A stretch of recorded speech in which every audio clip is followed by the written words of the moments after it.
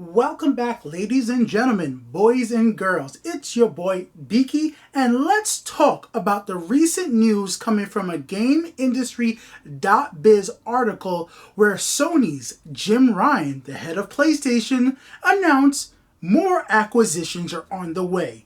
But really here, guys, if you've been following gaming for the last year, you already kind of knew this was going to happen. Last year, back in, I think it was March or May, one of the M months, they already announced that 18 billion US dollars was set aside for acquisitions, right? So that money could go a long way anywhere. In the United States, Japan, Europe, if it's Ubisoft, wherever. Probably not Ubisoft. Ubisoft's pretty expensive. But for this video, I'm not going to go over the article. Let's talk about the Japanese market, about those Japanese publishers and some developers, and who next can Sony pick up. You'll definitely see some Japanese games in the background coming from Capcom, Namco Bandai, Square Enix, and many others. And I wanted to give you guys a quick little list of a few other, publishers and developers out there in Japan that Sony might be interested in, and why I actually think Square Enix is the #1 choice. And it makes sense, but let's just get to some of the other companies out there, and then we'll get to why Square probably is going to be the best bet for Sony. I think personally, if we're going to go with somebody in the Japanese market. So one of the biggest one out there, guys, is Nintendo. We all know that Nintendo out there making money. Sony, you're not going to get Nintendo. I don't see Nintendo selling out to anybody anytime soon. This company has been around for, I think, over 100 years at this point. It's been around for a long time, doing a lot of different things. And I think Nintendo wants to stay, basically independent. I don't think Sony has the money on hand to even afford that with the $18 billion they have set aside over the next 3 years. Now, they might have only set aside $18 billion for the next 3 years last year. It doesn't mean that they won't be willing to work with their shareholders and discuss it with their board to be like, hey, let's add another 10 or whatever billion dollars to that, especially when they need to compete with Microsoft for dominance in this market. And Tencent, because Tencent is another big player in the video game industry, right? Revenue-wise, at least. Capcom, another big one. You see some of the games behind me, Monster Hunter, Okami, and I think Capcom would be a nice fit. I'm even wearing a Street Fighter shirt because I was like, it would be nice to see Sony get some of those other Capcom IPs that they haven't really played with in a while and see what Sony could do with them, fund Capcom some money, and actually, just improve the overall quality of some of Capcom's development, and that would be nice. But I still don't think they're the perfect fit for Sony. But we'll move on from that real quick. I just want to mention out there, Namco Bandai. I personally think Namco Bandai does things their own way, and I'll just let them do their stuff their own. Like, let them do their own things. They put out some weird games from now and then, and I think being independent would be nice. And I don't think Namco Bandai would make the big push globally like Sony actually wants, where somebody like Square Enix definitely could do that. Sega's another interesting one. Sega is a long, well-known name. I think Sega would actually go better with Nintendo than I think it would be with Sony. And honestly, I don't care. For me personally, that's not going to make the biggest move ever if they solely own like Sega. Some of the Sega games out there come to PlayStation anyways, and those going either exclusive or pass as part of some type of Game Pass service for PlayStation will be nice. But I don't think anything Sega's putting out these days are going to have the global impact that Sony truly wants, like in the long term, like a Square Enix could, which we'll get to.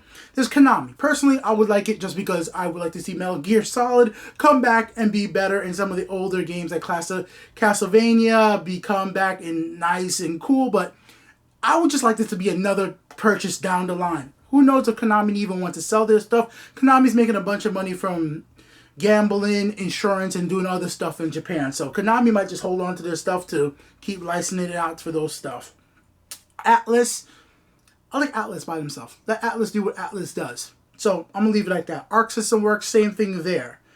We got Koei Tecmo, SNK, Taito, Monolith, there's Kojima Production. All those little players out there.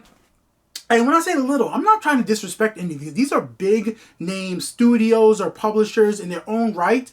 But I'm talking about the $1 billion. And the $1 billion are going to Namco Bandai's, are going to be the Capcoms, are going to be the Square Enix, and going to be the Nintendos. Those are the ones where Sony needs to really prevent Microsoft from dominating the industry globally in the long run with something like Game Pass. As much as Microsoft might not be the biggest player in the Japanese and the Eastern market, this Game Pass move is just going to have so many different type of titles that it definitely could put a push there in the long run for another 5 years, another generation coming for the gaming industry, and things can change. Trust me, Sony might be on top right now, but there was a time where, Sega was their own console maker.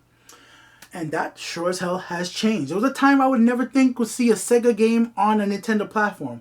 That has changed. There was a time I never thought I'd see Atari games, just basically becoming crap with NFTs. But now they have cryptocurrency NFT Atari loot boxes. Yeah. Oh, crazy stuff. Look that up on YouTube. People talking about it. Now, talking about Square, right? So Square and Sony, Square games and then the God of War, all that match together. Why would Square be a good fit for Sony? Sony needs big name IPs. Current and long run, and Sony need recurring revenue to make up these $1 billion. And guess what Square has? Final Fantasy XIV. I've talked about Final Fantasy XIV on this channel a few times, and let me tell you, that game has to be making money. And this is from a first-hand experience, seeing my girl, her Discord, and just other people I used to watch on YouTube spending this game. They will buy the $100 collection edition of Endwalker. They will go ahead and buy the microtransactions for the costumes. They will go out and buy little nicks and knacks and stuff related to the game from Square Enix and make them money from their shop. Square Enix has their own merch shop, and I'm telling you, Square is making bank off of merch. If you don't believe me, even me, as a regular gamer dude, years ago, wanted to buy some stuff for Final Fantasy 13 because I was a big fan of that game. I really wanted some stuff from that, and I've bought stuff from my significant others related to Final Fantasy. I've bought board games related to Kingdom Hearts for friends as a gift. Square is making a lot of money just on merchandise. This has nothing to even do with their games. This is nothing to do with Michael Jackson. Physical goods. Square is making bank through licensings. And Square and Sony combining that together would be phenomenal.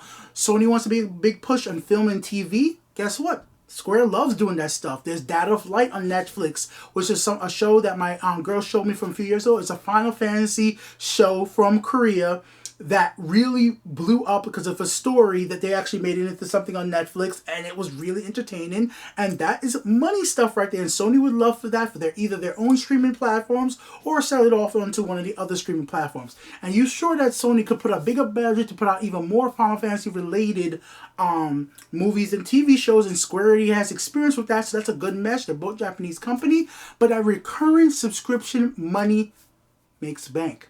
Now, if you pay the lower end of the Final Fantasy subscription tier, you'll get access to one character on the server, but you can pay for a higher end subscription where you get multiple characters. You could have things where you have to pay moving between servers. There's all different type of little tiny ways I've seen for Square to make so much money from 14 that Sony would be so blessed to have that in their portfolio, because right now Sony has no big battle royale multiplayer, MMO type title right now that's just keep on chugging out money in that sense. That comes instantly in my mind. I'm probably forgetting something, but instantly in my mind, they don't got nothing. And now Microsoft, once the deal closes with Activision Blizzard, they're going to have World of Warcraft and all the people that are been spending money on that. Because guess what? Unless World of Warcraft subscription comes with Game Pass, which I really don't feel like is going to happen, because I don't see no reason for them to do that. Why would you give up that money from World of Warcraft subscription and just add it to Game Pass? I don't see that happening personally, but I'm not the business guy. Microsoft's willing to lose money to get players, so if they want to do that, they can do that. But Microsoft's going to already get all that money right there monthly from those raw players, and Sony gets that and spends $6+ billion for Square Enix, because that's how much Square Enix market cap is right now.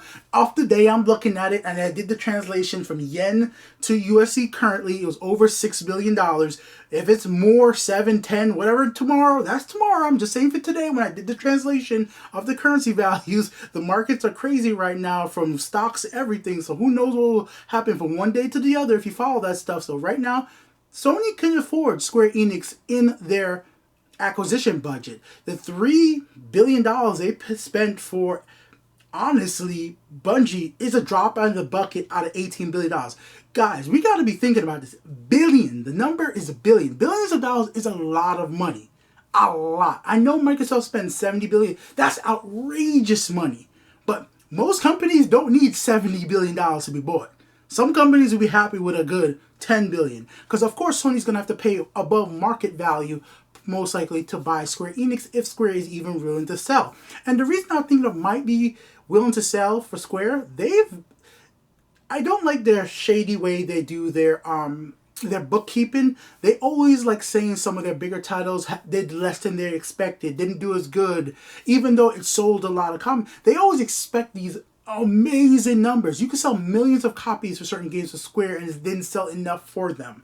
And that's kind of like, ugh. Look what they did with Final Fantasy Remake on the Epic Store, the price in there. There are some business practices I just don't like from Square, but at the same time, the stuff that they do I absolutely love. And they have the titles. They have the Final Fantasy. They have the Deus Ex. They have the Tomb Raiders. I can even bring you guys up a list right now, some of the franchises that they have access to from even years ago that I could see Square and Sony bringing back and just like really blowing it out altogether. Like this stuff like they own Battle Gear, Battle Station, Bubble Bobble, Bravely, the Bravely games, guys. Chrono, come on, guys. Chrono Trigger, all that stuff, you know, all that. Conflict, Death Trap, Deus Ex, like I said, Dragon Quest. The Dragon Quest games are huge in the Eastern market. Evo. You know, it just, the list goes on and on and on. There's like just a ton of, I know you guys can't see, Just Cause, this is a ton of IPs they have picked up over the years because they've bought out other studios.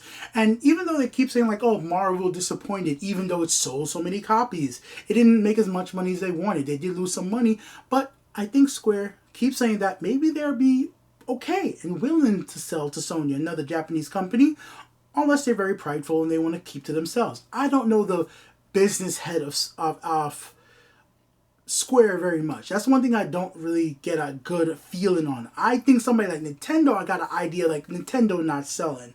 I don't see somebody like, you know, Namco Bandai, from some of the stuff I've heard from Namco. I don't see them selling, but Square, I'm not sure.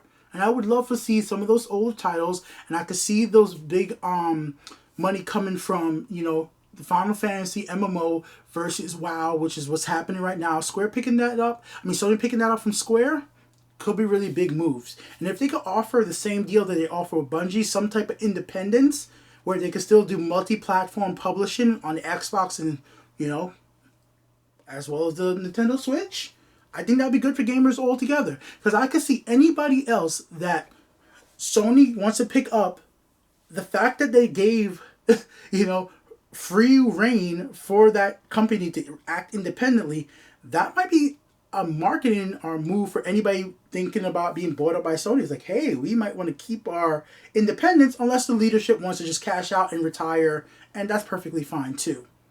Just my own thought here, guys. Let me know what you guys think. $18 billion to spend over the next few years on acquisition easily could pick up somebody like Square Enix if they're willing to sell. And they have the back catalog, tons of games.